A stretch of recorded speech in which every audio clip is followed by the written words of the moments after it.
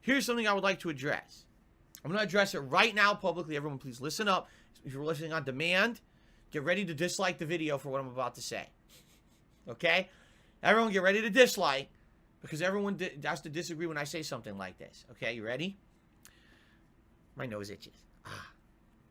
Personally, I feel that anyone should be able to play a video game at any difficulty they want, enjoy it in the way that they want, and they should not be criticized for it. Don't! Stop it! Stop hurting me. Stop insulting me. I can hear it. I can hear your dislikes through the internet. Stop. No. That's just it's my opinion, man. Don't beat me up.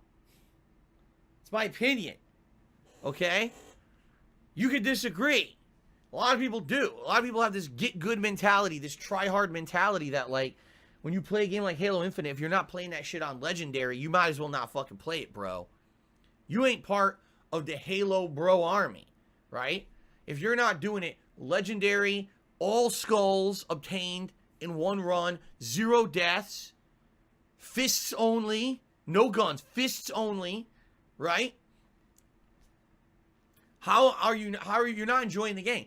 I'm not kidding you. Now, the game developers, 343 Industries, came out before the release of Halo Infinite and said, now listen, we did things differently for Halo Infinite. Traditionally with Halo, what has always happened is there's a default difficulty that's purposely easy.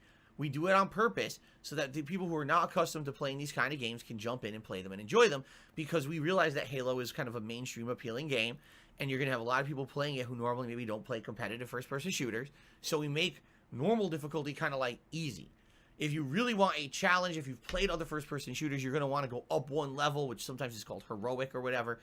But they outright announced, before Halo Infinite came out, we changed it this time.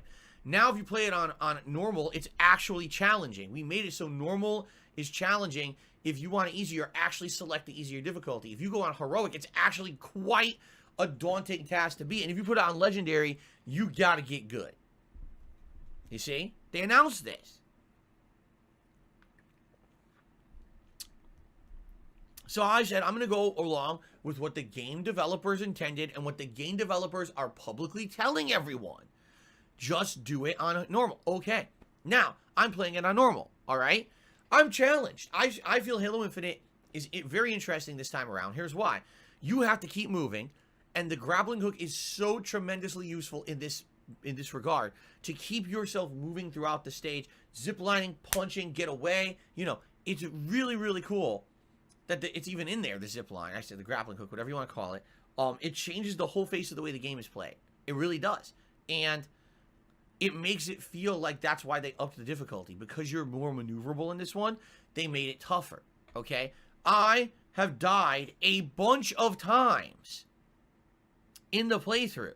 It's not like I'm coasting through easily. And I've had 0 challenge, and I'm just, you know, oh my god, this is the most boring playthrough because Phil is just coasting through and has no problems.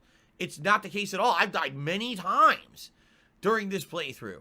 To bosses, just to base takeovers, I died. Fuck, I gotta start over. This has happened multiple times. Okay? So when people say to me, Phil, you're playing it on normal and it's too easy. I'm like, are you actually watching the playthrough? Or are you just a fucking dumb fuck parrot who repeats what everyone else says from these try-hard fucking get-good idiots on the internet who actually believe the only way you can enjoy a game is to punish yourself with such crippling difficulty that it's like ripping your skin off your flesh, like shoving a cactus up your ass, like taking a fucking power gel and putting it in your eye socket when you're playing Halo. Wow, that really challenged me, right? Not everyone needs to do that. Me, listen, have I played a lot of first-person shooters in the last 13 years I've been a content creator? The answer is yes. However, if you take a look at the last several years, there's been almost none besides the annual outing of Call of Duty. First-person shooters have definitely become way less prominent to the point where there's maybe 1 or 2 a year, and most first-person games end up now being kind of RPGs or hybrids, right? There's almost no pure shooters out there anymore. Now listen, do I have a background in them? Yes, I used to play on PC. I used to play back in the day when I first started on YouTube. The first 3-4 years, first-person shooters were a fad. There were years where 10 of them came out, right? And I played them all.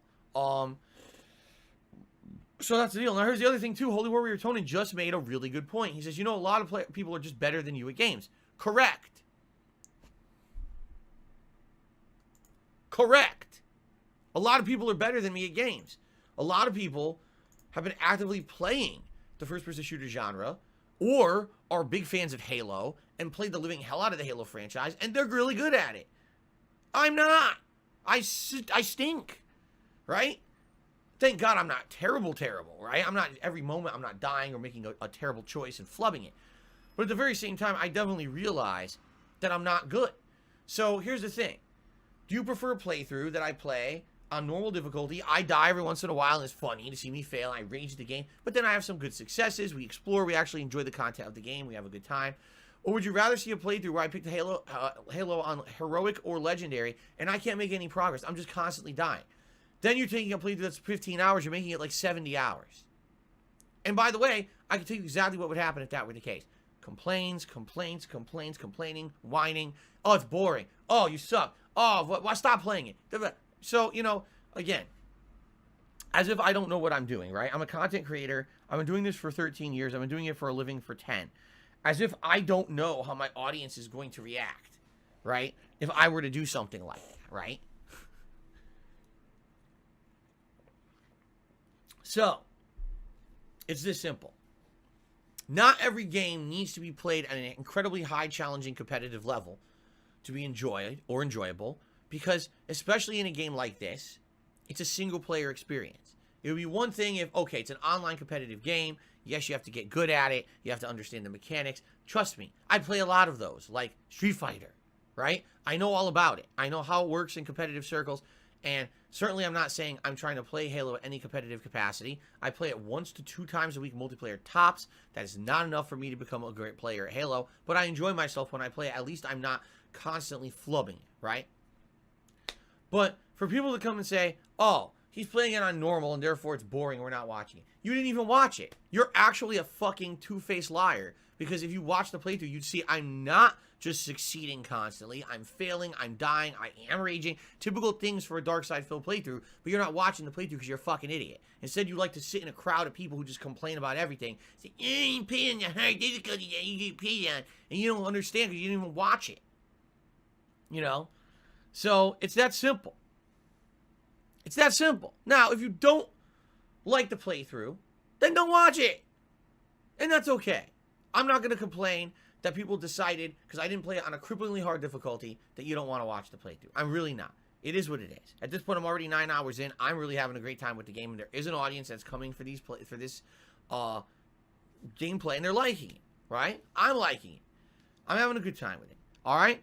If you're here just for the podcast, not for the game, fine. I'm not playing this game every day. I'm doing a good variety of stuff on my streams. And I apologize to those who think that the playthrough sucks because I played it on normal, which is what the game developers told me to do.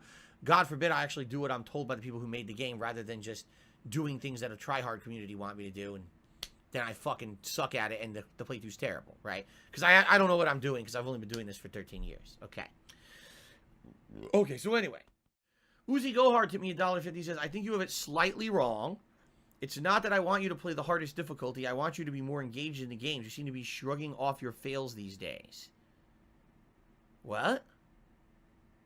I seem to be shrugging off my fails these days.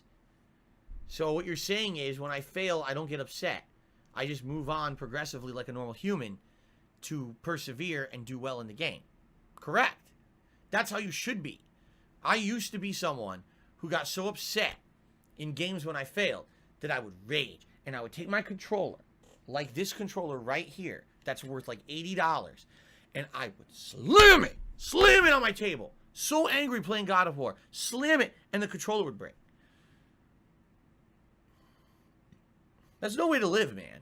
Yeah, anger issues. You got, you know, we gotta look at your blood pressure. I'm getting older, you know. Blood pressure is a concern. It's a lot of things you gotta look into. You gotta think about. You factor in as you get older. So I can't just be some guy full of rage, constantly slamming things, swearing, threatening people over the internet with bodily harm. I can't be doing that. I'm 39 years old, almost 40 years old. I'm going to be over the hill in just a few months here. More than half of my life has passed. I'm heading into the golden years, the second half of my life. This is not the time to be getting upset about video games. Now is the time to relax and have a good time with life and have a great time with you guys on stream. I've realized that the older I get, the more mellow I get, because you only get one life to live, and there's just no reason to constantly be upset about things anymore, okay? So, Uzi Go Hard, I understand what you're saying. Oh, man, it ain't fun to watch Phil play these games anymore, because when he plays, and he doesn't, like, go crazy anymore, okay? So that's a good thing. If you don't like that, perhaps you are of a different impression of what's good content, and that's fine. I'm sure you can watch a bunch of idiots out there overacting like I used to, all over the internet, constantly, because that's the shtick that they use, you know, rage and negativity and swearing, and, you know, they all think they're the angry video game nerd. Not me anymore. I'm different now, all right? My balls hang a little bit lower. There's hair growing out of my ear. It's disgusting. All right? I belch. I fart constantly. You can't... Thank God you guys aren't in this office because you smell. But the point I'm making here is there's other reasons to enjoy my content. And it's not necessarily just to see me rage. By the way, there's plenty of games where I rage. Plenty. Elden Ring is right around the corner. If you want... Oh my God. I don't even need to say another word. Right? Or the GTA playthroughs have been pretty good too recently. Black Santa tipped me $2, and at least your rage isn't forced when you play. You know, yeah. No, my rage is usually genuine these days. And not to say that it was ever forced, but I definitely would over-exaggerate in the past. Back in the day I'm talking about, you know, my early days of YouTube, first few years that I did YouTube stuff, I would purposely go over the top with my reactions to try to get people entertainment. And then it translated into, well, now I have to fill every waking moment of my gameplay with commentary because I wasn't live streaming and interacting with people. It was just offline videos. So I was like, I have to gab constantly, make a stupid sexual joke here and do this and that, you know, stupid shit. And people got tired of it. After a while, the shtick kind of died, you know.